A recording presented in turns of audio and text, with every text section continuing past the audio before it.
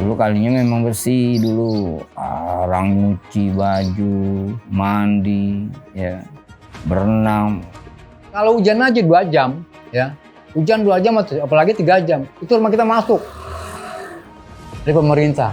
Kalaupun memang itu mau dibebaskan, dibantu, gitu loh. Jangan digencar. Dari 23 kakak ini hanya tersisa 13 kakak. Di bulan Desember ini itu sampai 2,5 meter. Nah itu mata angin jendela itu tutup, hampir plafon sejengkala gitu. Kampung Zombie ini sudah bukan menjadi tempat yang nyaman dan aman untuk warga di sana, sehingga mereka memilih keluar dari situ, meninggalkan segala mimpi-mimpi mereka, meninggalkan segala kenangan mereka. Nah, itu adalah potret-potret kecil dari kegagalan-kegagalan tata ruang kota DKI Jakarta.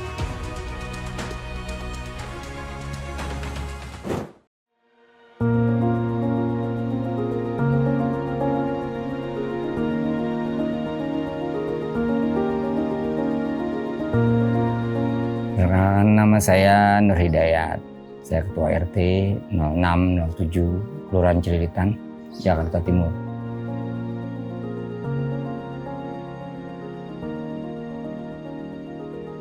Saya tinggal di sini sejak tahun 2007 sih saya. Cuma pernah besar di sini tuh 1986 saya pindah. Nah, kembali lagi 2007 ini.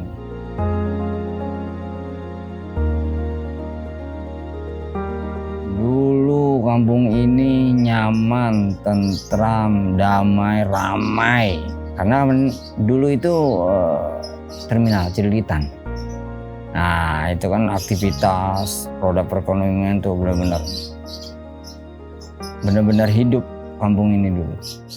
Nah, sejak banjir 1996, nah itu udah mulai itu sedikit sampai 2014 ya hampir separuh kosong sampai saat ini. Perkenalkan diri, nama panjang saya Ahmad Junaidi. Tapi nama pendek saya sehari-hari di rumah itu Pak Dedi. Nah, saya tinggal di kampung Cililitan itu sejak saya lahir tahun 1969.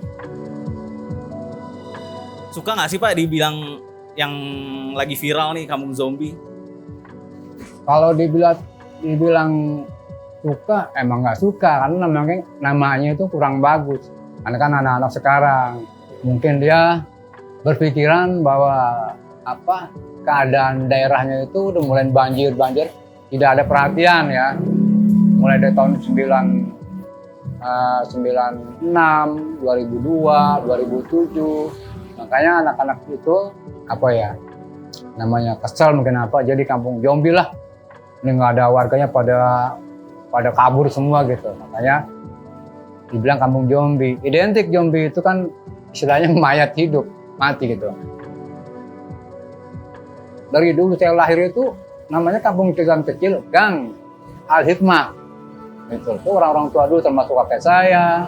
Kalau dulu saya sejak lahir itu usia 5-6 tahun itu memang kampung itu paling nyaman lah ya, paling adem, pohon-pohon di pinggir kali itu semua buah-buahan, manfaat gitu ya untuk kita semua. Hidup di situ damai aja, damai, tentram.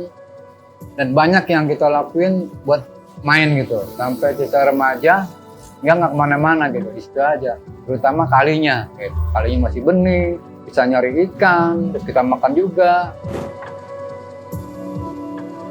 Dulu kalinya memang bersih dulu, orang nyuci baju, mandi, ya, berenang. Untuk kegiatan di kali itu senyaman di kolam renang dulu. Ngeliat ikan berenang gitu, yang nangkap ikan yang ini, yang pada main di air. Itu dulu memang bening airnya. Cuma ya dari zaman ke zaman ada banyak perubahan ya.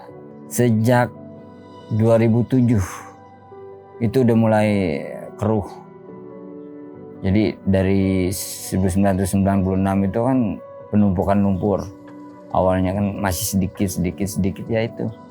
Dari banjir 5 tahunan, banjir tiap tahun, ya nyumbangin lumpur itu banyak. Ya, itu jadi lama-lama jadi dangkal. Dulu dalam ini, kali ini. Kalau kedangkalan itu berangsur-angsur sekitar tahun 80-an deh. 80-an, mulai dangkal.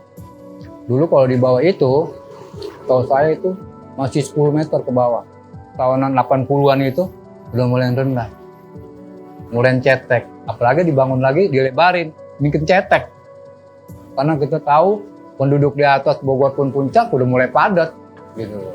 Jadi udah nggak ada ini lagi, turun semua sampai batu lumpurnya kemari.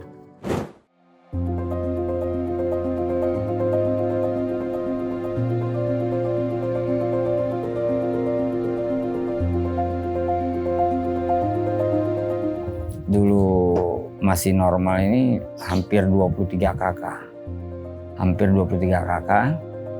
Nah, kena banjir, sebagian ngungsi, nggak balik gitu kan. Ada yang ngontrak, ada yang nyewa, ada yang beli rumah, nyicil gitu kan. Tiap hari capek ngepel kali dia. Ya udah aktivitas dia kerja, seperti itu sih. Mulai pindah mereka tahun berapa? Dari 2012 udah mulai. Dari 23 kakak ini hanya tersisa 13 kakak. Karena ya kondisinya kalau kita tinggalkan semua hancur rumah gitu kan.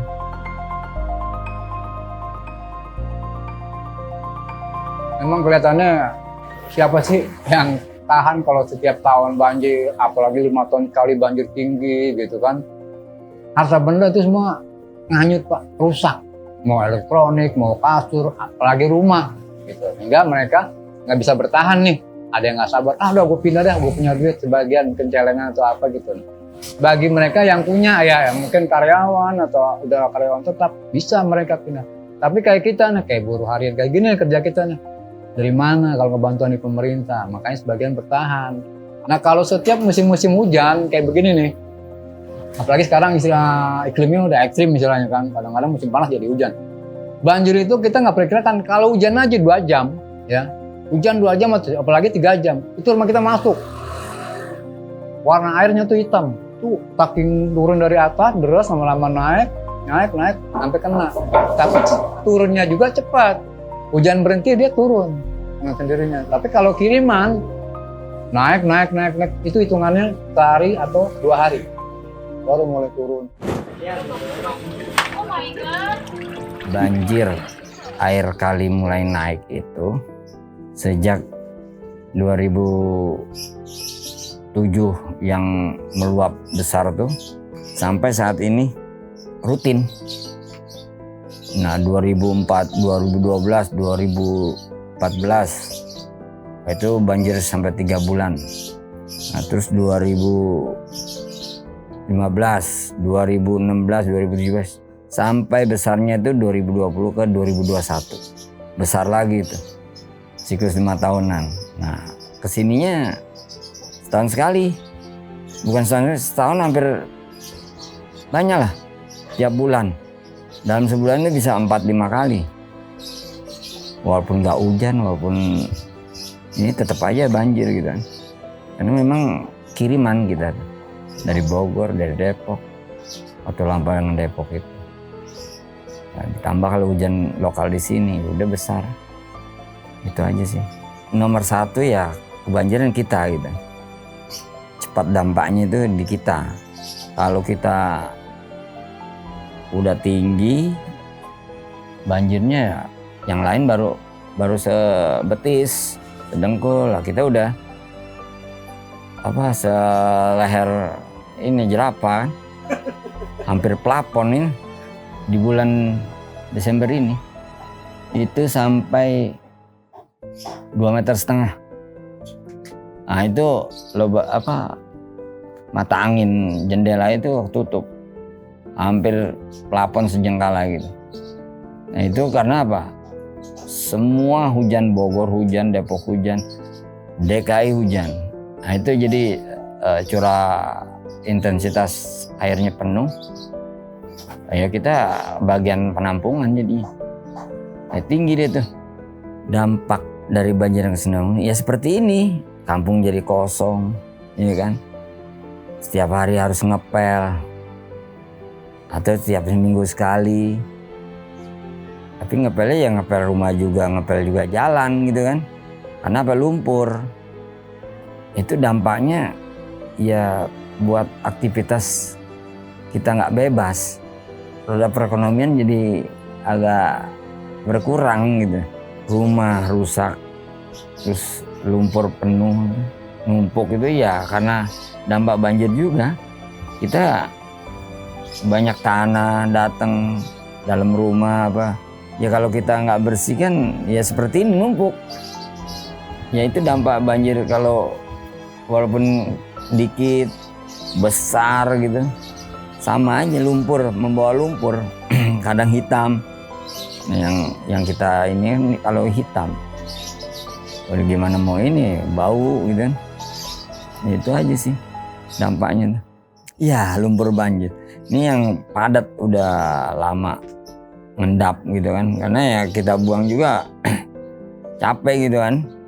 Datang lagi, udah diemin ya ada manfaatnya buat tanaman aja udah jadinya. Tanahnya subur ini. Numpuk dari tahun berapa? Dari 2007 udah mulai itu tinggi numpuk sampai ya tahun ini.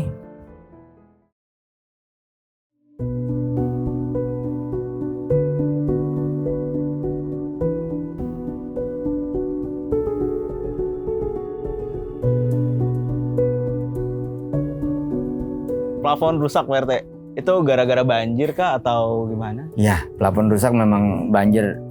Yang terakhir hancur itu 2014. Selama 3 bulan itu air di plafon genteng. Jadi surutnya selama 3 bulan itu begitu.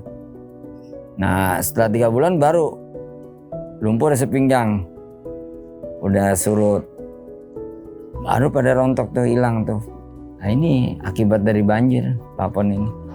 2014 sampai sekarang ya belum ada perbaikan karena ya terus datang lagi 2020 2021 kan tinggi juga segenteng, hancur lagi sama aja kan, lagi ngendep lumpur di atasnya plafon itu berat ambrol. Nah, itu Mendingan udah gini aja ya. Kalau memang udah nggak banjir lagi kita perbaiki, nggak tinggi lah gitu kan. Kalau kita tinggalkan semua, hancur rumah gitu kan. Kalau masih layak ya layak. Kalau sebetulnya nggak layak ya nggak layak gitu kan. Tapi ya bertahan kalau faktor ekonomi juga sih mereka sebagian. Faktor ekonomi, karena nggak mampu untuk nyewa, atau beli rumah lagi gitu. Berharap ini akan ada relokasi gitu dari pemerintah, itu aja sih. Yang paling mengenaskan itu tahun 2002 itu paling ya dibilang sedih iya, dibilang pengen marah juga nggak bisa. Di 2002 paling lama itu. Nah itu rumah yang hancur. Karena kalau sebulan aja direndam air, siapa sih nggak rusak? Apapun juga rumah cukup hancur kan. Itu. Nah robohnya 2007 habis baru rubuh. Kalau udah terlalu tinggi. Jadi bekas 2002 keropos, dihantam lebih tinggi lagi 2007 rubuh.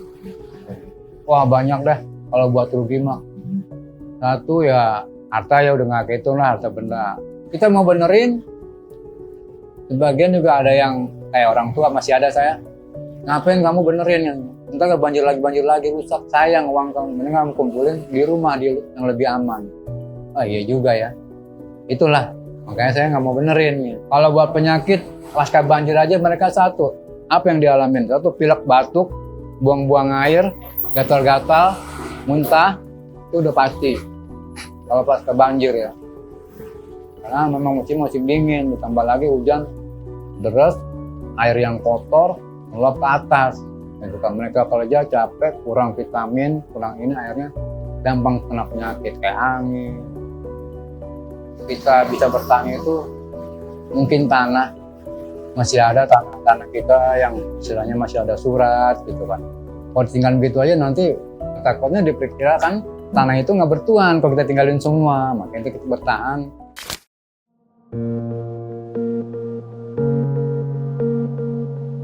Tiba-tiba banjir itu pas jam 2 atau gimana, air udah sampai mata kaki di dalam rumah kan. Kita sedang tidur, habis kasur semua orang nggak ada informasi, normal nggak hujan masalahnya, atau air naik.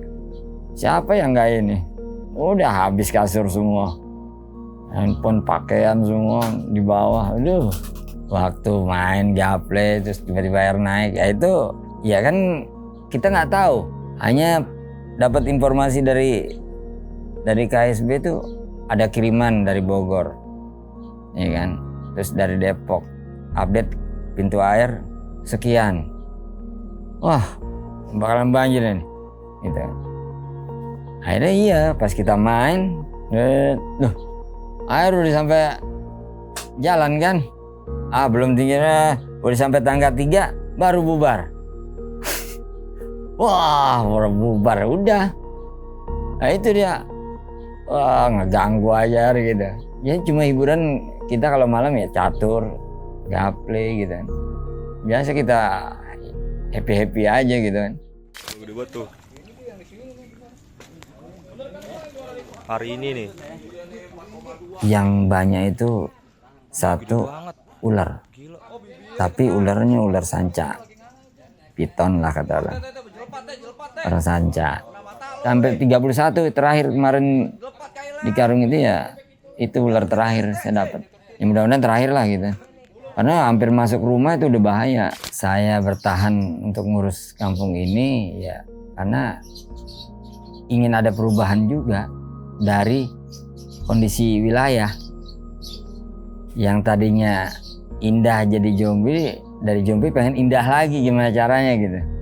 Nah itu yang belum kesampaian, makanya ya kalaupun warga masih ini ya kedepannya karena udah ada sinyal dari kelurahan kita mau bergerak gitu, dan warga juga akan mau merubah juga gitu. Mudah-mudahan sih terrealisasi gitu.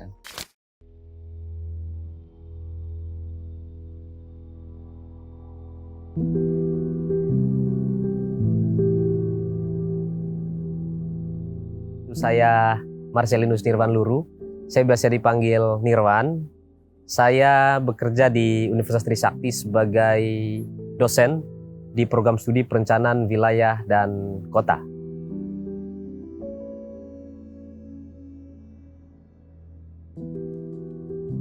Kampung Jombe ini sudah bukan menjadi tempat yang nyaman dan aman untuk warga di sana bertempat tinggal. Walaupun dengan catatan pertaruhan hidup mereka itu hanya ada di situ. Dekat dengan tempat kerja, lalu kemudian biaya hidup terjangkau, dan lain sebagainya. Tetapi kondisi yang ada banjir dan lain sebagainya, mereka tidak bisa berhadapan lagi. Sehingga mereka memilih keluar dari situ, meninggalkan segala mimpi-mimpi mereka, meninggalkan segala kenangan mereka, dan mereka siap berkorban untuk itu. Nah itu adalah potret-potret kecil dari kegagalan-kegagalan tata ruang kota DKI Jakarta. Nah, dalam konteks bantaran sungai, dia diberikan batasan, dia diberikan upaya pengendalian dalam konteks perencanaan tata ruang, itu bergantung dari kedalaman sungainya. Kedalaman sungai 20-30, itu wajib permukiman harus berada di batasan 50-100 meter dari batas terluar bantaran sungai. Jadi kalau kedalamannya 20-30, lalu kemudian ditarik garis keluar sepanjang 50-100 meter baru boleh permukiman warga. Begitu. Artinya ketika ada permukiman warga di sepanjang garis bantaran sungai tersebut dengan kedalaman demikian, maka itu dinyatakan sebagai penyimpangan atau pelanggaran penataan ruang karena itu adalah tanah milik negara.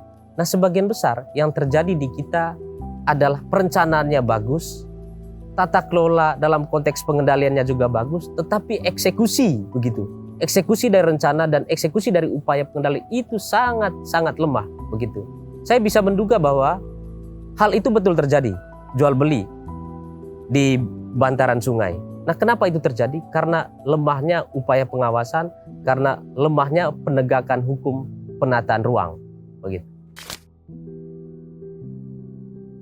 Kalau peraturan itu nggak tahu ya, mungkin saya juga baru dengar dari bapak-bapak, karena memang dulu orang tuanya kita sebelum banjir itu udah ada di situ rumah, gitu loh. Jadi kalau buat jarak dari rumah buang ke kali itu air, ya ada yang 10 meter, ada yang 4 meter, ada yang 3 meter, relatif aja gitu. Apalagi yang sekarang udah bercacat cicit, tanahnya di situ ya dibagi-bagi mereka ahli waris. Mohon diperhatikan oleh pemerintah atau gubernur ya, pelaku pemerintah daerah. Jangan kami selalu diperingatkan, kenapa sih tinggal di situ, kan itu banjir.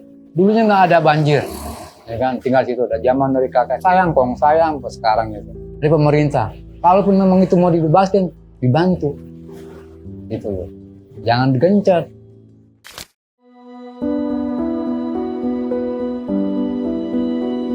Pemerintah ada wacana relokasi kali hitam ini, ya, karena lurah sendiri kan bicara itu.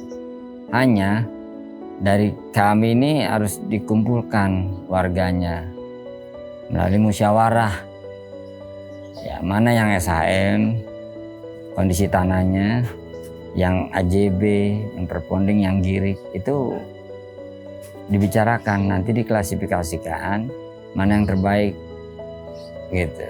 Nanti dibayar oleh pemerintah dengan musyawarah itu rencananya, cuman masih wacana. Karena belum ada kesepakatan warga juga gitu. Hanya itu sih informasinya. Kalau misalkan direlokasinya ke rusun misalkan dan rusunnya nyewa, itu gimana Pak? Ya, kalau direlokasi ke rusun, warga kami ya sedikit kurang setuju.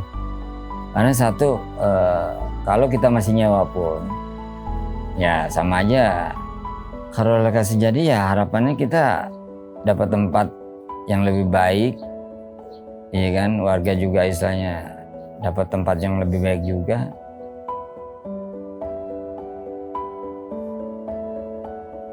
Saya menyarankan bahwa jangan sampai pemerintah DKI Jakarta blunder terhadap itu. Mohon bisa dipastikan status tanah di sana itu punya siapa?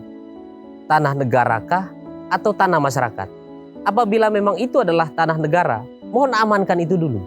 Jadi jangan sampai itu menjadi presiden buruk bahwa tanah negara nanti boleh ditempati oleh masyarakat umum. Tetapi apabila itu adalah tanah milik pribadi atau hak milik, mohon dicek lebih jauh lagi. Begitu. Apakah warga di situ masih layak ditempatkan di lokasi tersebut? Apabila dianggap masih layak, ya silakan untuk dilakukan pengerukan dan warga di situ supaya tetap aman bertempat tinggal. Begitu. Apabila tidak, masih banyak solusi-solusi lain, relokasi dan lain sebagainya yang notabene ya harus win-win solution dengan warga di sana dengan status atau alas hak tanahnya adalah hak milik. Nah, kalau kita bicara soal apakah masih ada solusi lain, sebetulnya DKI Jakarta ini dengan berbagai macam permasalahannya, solusinya sudah lengkap sekali. Mulai dari apa? Normalisasi, naturalisasi, waduk, kemudian sumur resapan dan lain sebagainya begitu. Yang menjadi persoalan selama ini kan adalah yang pertama pembebasan lahan. Normalisasi dan naturalisasi itu salah satu yang menjadi kendala itu adalah soal pembebasan lahan itu. Selain soal dana DKI Jakarta banyak sekali begitu.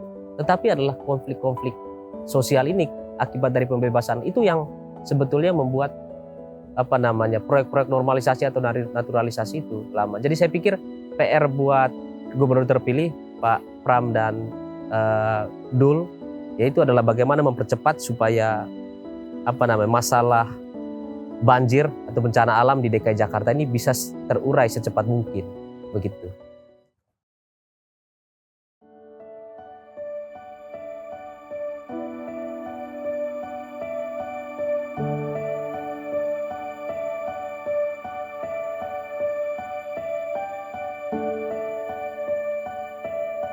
Pribadi ya, harapan semua warga ini mudah-mudahan program pemerintah yang sekarang untuk pengerukan aja itu berjalan. Minimal bisa mengurangi dampak banjir. Karena dengan dalamnya saluran kali ini akan mengurangi debit air yang tumpah ruah ke jalan. Hanya itu sih. Jadi mau siaga berapapun dia akan minimalis. Seperti itu. Dan sampah juga penanganannya yang harus diperbaiki juga nanti. Itu aja sih harapan kita. Mau menyampaikan ke pemerintah kalau memang banjir yang siap tahun ini melanda emang nggak bisa, dan itu cuma alam ya. Tetapi kalau memang menanggulangi pemerintah ya bantulah orang-orang yang di pinggir kali biar hidup bahagia, tenang. Caranya gimana dia yang lebih tahu. Jadi nanti dia pun nggak ngerepotin kita, nggak ngerepotin dia lagi. Bentar banjir, bentar banjir, gua. Terus mau kemana? Pemerintah daerah kan. Kalau di masa bodoh, ya udah tinggal nunggu aja hasilnya kayak gimana. Lah kita lebih masa bodoh, jujur aja, bukan ngancem ya. Dia masa bodoh sama rakyat, ya kita juga masa bodoh. Emang kita juga yang kena imbasnya kok, bukan dia.